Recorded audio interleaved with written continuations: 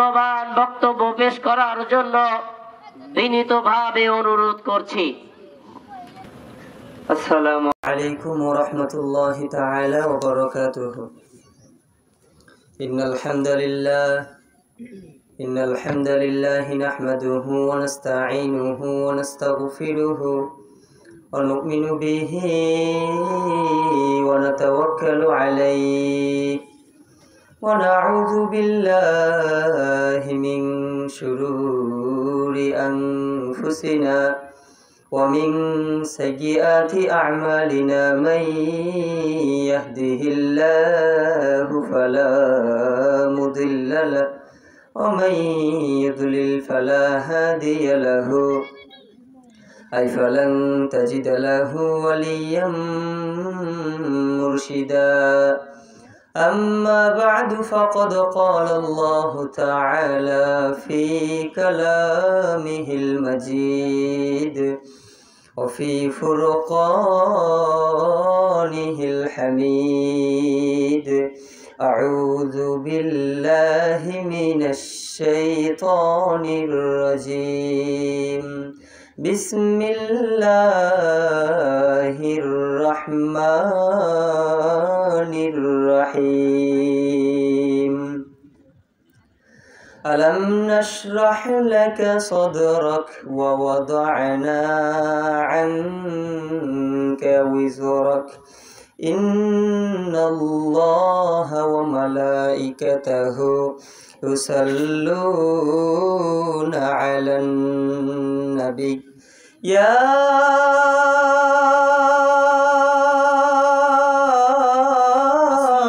أيها الذين آمنوا صلوا عليه وسلموا تسليما اللهم صل على محمد وعلى آل محمد كما صليت على إبراهيم وعلى آل إبراهيم إنك حميد مجيد اللهم بارك على محمد وعلى آل محمد كما باركت على إبراهيم وعلى آل إبراهيم إنك حميد مجيد সম্মানিত উপস্থিতি, কেমন আছেন আপনারা সবাই? আলহামদুলিল্লাহ, আমরা সকলেই ভালো আছি। দয়াময় মহান রব্বুল ইজ্জাতুল জালালের দরবারে কালিমাতু শুকর আদায় করছি যে আল্লাহ তাআলা এই ফিতনার জামানায় আমাদেরকে আল্লাহর কোরআন থেকে কিছু কথা শুনবার তৌফিক দান করলেন, আমাকে বলবার তৌফিক দান করলেন। এজন্য আমরা সকলেই আমাদের অলসতাগুলোকে দূর করে দিয়ে চিৎকার করে পড়ছি আলহামদুলিল্লাহ। সবাই ভালো আছো তো? আলহামদুলিল্লাহ। বিসমিল্লাহির রহমানির রহিম। শুরু করছি সেই মহান মনিবের নামে যিনি পরম করুণাময় এবং অসীম দয়ালু। হযরত খাদিজাতুল কুবরা রাদিয়াল্লাহু আনহা মহিলা হাফেজিয়া মাদ্রাসা ও ইতিমখানা নীলা বোর্ডিংয়ের উদ্যোগে আজকে 17 জানুয়ারি 2025 আজকের এই তাফসীর মাহফিলে আমার যে ভাইরা, যে বোনেরা দোয়া দিয়ে, শ্রম দিয়ে, অর্থ দিয়ে, বুদ্ধি দিয়ে, পরামর্শ দিয়ে, সময় দিয়ে সাহায্য এবং সহযোগিতা করেছে, আল্লাহ তাআলা সকলের সাহায্য এবং সহযোগিতাকে ইসলামের জন্য কবুল করে নিক। আমরা সকলে বলছি আমিন। সম্মানিত উপস্থিতি, আমি আপনাদের সম্মুখীনে কোরআন আল কারিমের 94তম সূরা সূরাতুল ইনশিরাহ। এই ইনশিরাহ শব্দের অর্থ হচ্ছে প্রশস্ত। বিশ্বনবীর বক্ষটাকে প্রশস্ত করে দিয়েছিলেন কে? সবাই বলো কে? আল্লাহ। সাইয়েদনা মূসা আলাইহিস সালাম আল্লাহর কাছে দোয়া করেছিলেন যে হে রব, আমার বক্ষটা আপনি প্রশস্ত করে দেন। মূসা নবী অন্যান্য পয়গম্বর আল্লাহর কাছে যেটা দোয়া করে চেয়ে নিয়েছেন, আল্লাহ তাআলা আমাদের নবীকে বিনা দোয়াতে, বিনা দরখাস্তে সেটা দান করেছেন। সুবহানাল্লাহ বলো। আল্লাহ রাব্বুল আলামিন সাইয়েদনা মূসাকে বলল, মূসা ইযহাব ইলা ফিরআউনা ইন্নাহু তাগা। মূসা রে, জলদি করে যাও, ফিরআউন অন্যায় করে, অপরাধ করে, পাপাচার করে, অপরাধে নিজেদেরকে জড়িয়ে ফেলছে। ফিরআউনকে আমার পক্ষ থেকে গিয়ে দাওয়াত দাও। সাইয়েদনা মূসা ফিরআউনের কাছে যাবে। এমন সময় সাইয়েদনা মূসা আল্লাহর কাছে দোয়া করলেন, রব্বিশরাহ লি صدري ويسر لي أمري واحلل عقدة من لساني يفقهوا قولي সুবহান আল্লাহ পড়েন। মূসা নবী আল্লাহকে বলল, আল্লাহ রব্বিশ রাহলি, আমার বক্ষটা, আমার অন্তরটা, আমার মনটা, আমার কলবটা তুমি প্রশস্ত করে দাও রে আল্লাহ।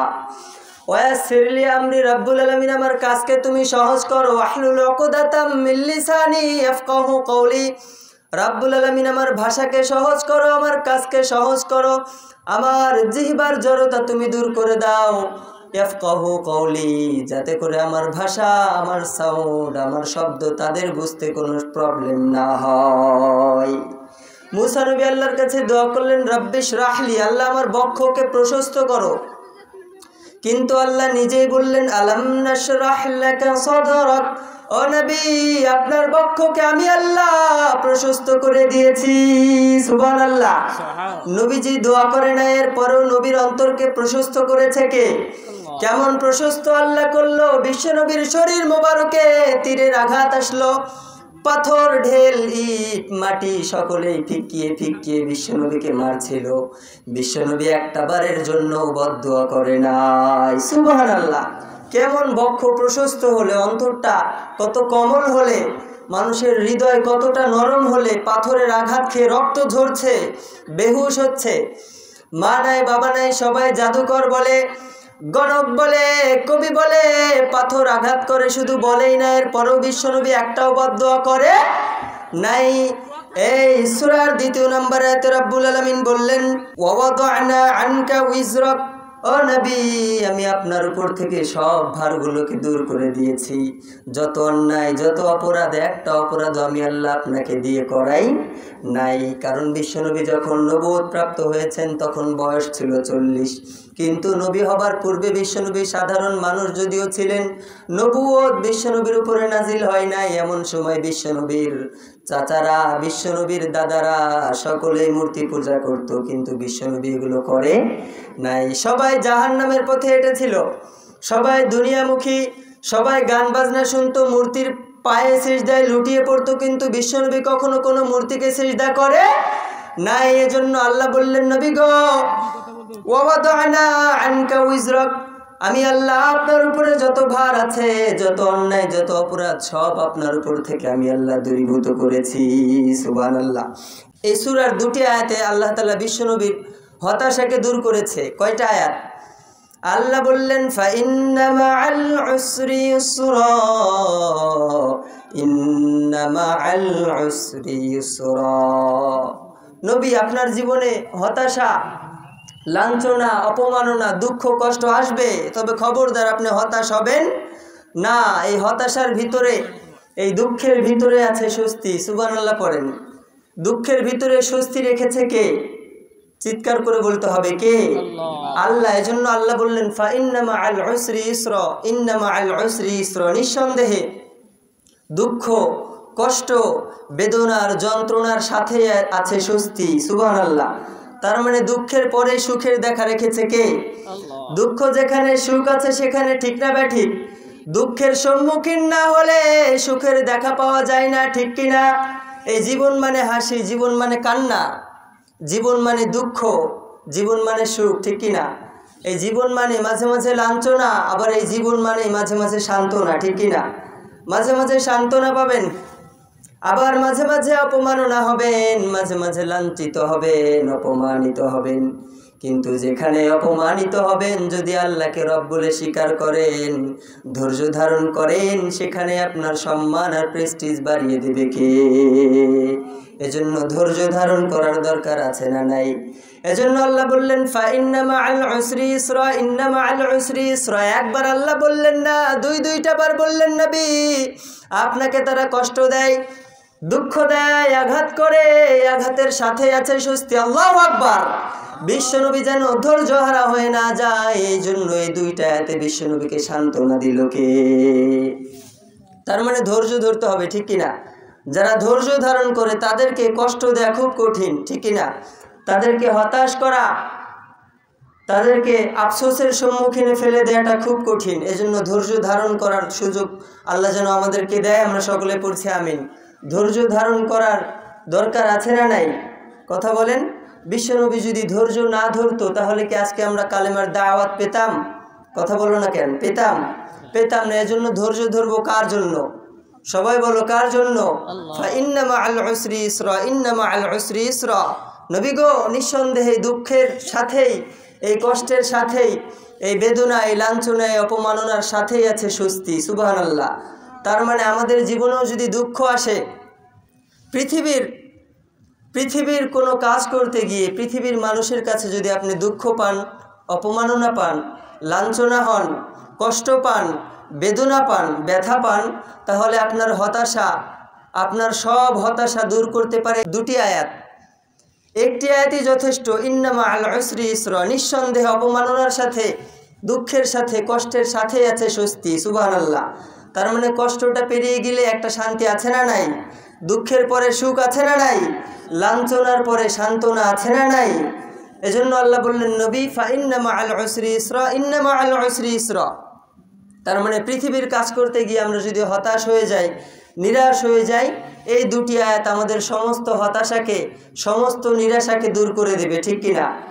আর যদি আপনি আখেরাতের ব্যাপারে অন্যায় করে, অপরাধ করে, পাপাচার করে, গুনার কাজ করে, জাহান্নামে যাবার কাজ করে লজ্জিত হন, আফসোস করেন, নিজেকে অনুতপ্তদের কাতারে ভাবেন, তাহলে আপনার হতাশা, আপনার নিরাশ হবার কারণ থাকবে না।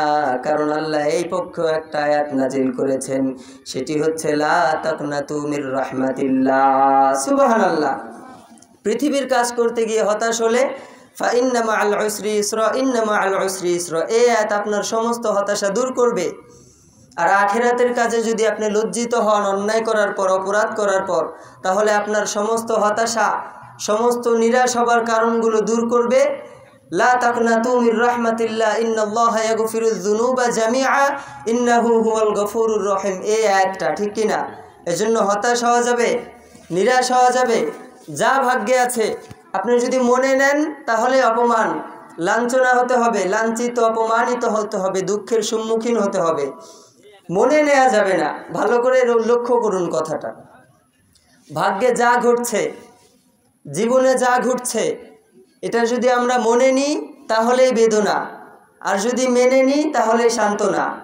মনে নিলে কি? মনে নিলে বেদনা, মনে নিলে কি? বেদনা। আর মেনে নিলেই সান্ত্বনা। যা ঘটছে ঘটুক, ঘটাচ্ছে কে? আরো চিৎকার করে বলতে হবে কে? এজন্য নিজেকে আল্লাহর উপরে ছেড়ে দিন। আল্লাহ যদি চায় আপনাকে সম্মানিত করবে, আল্লাহ যদি চায় আপনাকে সম্মান দান করবে, ক্ষমতা দান করবে। আপনাকে উঁচুতে যদি আল্লাহ উঠাতে চায়, পৃথিবীর সকলে মিলে চেষ্টা করলেও আপনার স্থান, আপনার জায়গা নিচে নামাতে পারবে না। আর আল্লাহ যদি চায় আপনাকে লাঞ্ছিত করবে, আল্লাহ যদি চায় আপনাকে অপমানিত করবে, আল্লাহ যদি চায় আপনাকে অপদস্থ করবে, পৃথিবীর সবাই মিলেও যদি চায় আপনাকে সম্মানিত করতে পারবে না। এজন্য নিজেদেরকে ছেড়ে দিব একজনের উপর, চিৎকার করে বলতে হবে তিনি কে? আল্লাহ কি ঘটাচ্ছে ঘটুক, ঠিক কিনা? এজন্য আল্লাহ বললেন, নবী আলাম নাশরাহ লাকা সাদরাক ওয়া দানা আনকা উজরাক। আমি আল্লাহ আপনার বক্ষকে প্রশস্ত করেছি, আপনার অন্তরকে আমি আল্লাহ বড় করেছি। এই জন্যই তো আবু জাহাল আপনার উপরে আঘাত করেছে, আপনাকে রক্তাক্ত করেছে, আপনাকে আহত করেছে। আপনার পরিবর্তে আমি আল্লাহ প্রতিবাদ করেছি, কিন্তু আপনি একটাও বদদুয়া করেন নাই।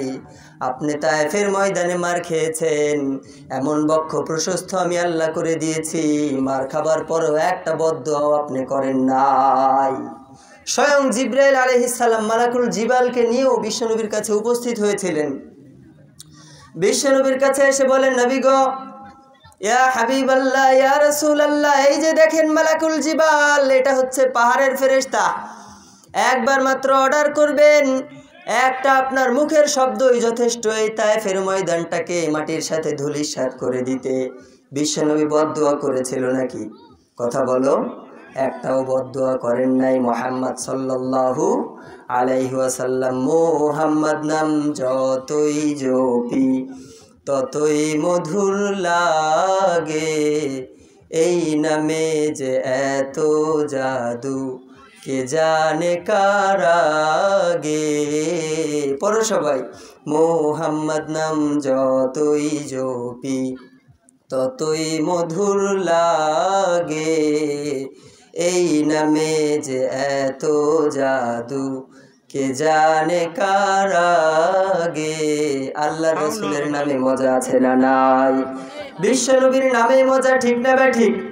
এজন্য সবখানে আল্লাহর নাম, আল্লাহর রসুলের নাম রাখার দরকার আছে না নাই? কি নবী আল্লাহ পাঠালেন, আজানের ভিতরে আল্লাহর নামের পরে বিশ্বনবীর নাম আছে না নাই? একামতে আছে না নাই? নামাজের ভিতরে আছে না নাই? আমরা যখন তাশাহুদ পড়ি, আত্তাহিয়াতু লিল্লাহি ওয়াস সালাওয়াতু ওয়াত তাইয়্যিবাত, আসসালামু আলাইকা আইয়ুহান নবী, তার মানে আল্লাহর রাসূলকে নামাজের মধ্যেও সালাম জানানো হয়, ঠিক না বা ঠিক? আল্লাহ রাসূলের উপরে নামাজের ভিতরেও দরুদ পড়া হয়, দরুদও আছে না নাই? আল্লাহ বুঝাতে চাইল, গোলাম একটু লক্ষ্য করে দেখো আমি আমার নবীকে কতটা ভালোবাসি। আজানের ভিতরে আমার নামের সাথে আমার নবীর নাম, নামাজের ভিতরে আমার পরে আমার নবীর নাম, একামতের ভিতরেও আমার নামের পরে আমার নবীর নাম। শুধু তাই নয়, কালেমার ভিতরেও নবীর নাম আছে না নাই? আশহাদু আল্লা ইলাহা ইল্লাল্লাহ ওয়া আশহাদু আন্না মুহাম্মাদুর রাসূলুল্লাহ সাল্লাল্লাহু আলাইহি ওয়াসাল্লাম। শুধু পৃথিবীর জমিনে আল্লাহ নামগুলো দিয়ে ক্ষান্ত হলো না, মৃত্যুর পর কবরের ভিতরে আল্লাহর রাসূলের নামে প্রশ্ন আছে না নাই? প্রশ্ন আছে। এজন্য বিশ্বনবীকে ভালোবাসতে হবে, ঠিক কিনা? বিশ্বনবী না চেয়েও এই কর্মগুলো, এই গুণগুলো পেয়েছে, ঠিক কিনা? এজন্য বিশ্বনবীর সুন্নাহ মানার দরকার আছে না নাই? বিশ্বনবীকে ভালোবাসার দরকার আছে না নাই? আল্লাহ জীবন বিশ্বনবীর সুন্নাহর উপরে পরিপূর্ণভাবে আমল করার তৌফিক দাও। সকলে চিৎকার করে পড়েন আমিন। সম্মানিত উপস্থিতি, যতটুকু কথা বলেছি বানিয়ে কোনো কথা বলি নাই, কোরআন সুন্নাহর আলোকে বলবার চেষ্টা করেছি। এরপরও আমার অজান্তে দুনিয়াবি কোনো কথা আমার পক্ষ থেকে, শয়তানের পক্ষ থেকে যদি বেরিয়ে যায়, সেগুলো যেন আল্লাহ তাআলা আমাদের সকলের স্মৃতিপট থেকে মুছে ফেলে। আমরা সকলে পড়ছি আমিন। কোরআন থেকে সুন্নাহ থেকে যতটুকু বলেছি, সর্বপ্রথম আল্লাহ তাআলা আমাকে, এরপর আমাদের সকল মুমিন ভাই বোনদেরকে পরিপূর্ণভাবে আমাল করার তৌফিক দান করুক। আমরা পড়ছি আমিন। সুবহানাকাল্লাহুম্মা বিহামদিকা আশহাদু আল্লা ইলাহা ইল্লা আনতা আস্তাগফিরুকা ওয়া আতুবু ইলাইক ওয়া মা তাওফীকি ইল্লা বিল্লাহ আলাইহি তাওয়াক্কালতু ওয়া ইলাইহি উনীব। আসসালামু আলাইকুম ওয়া রাহমাতুল্লাহি তাআলা ওয়া বারাকাতুহু।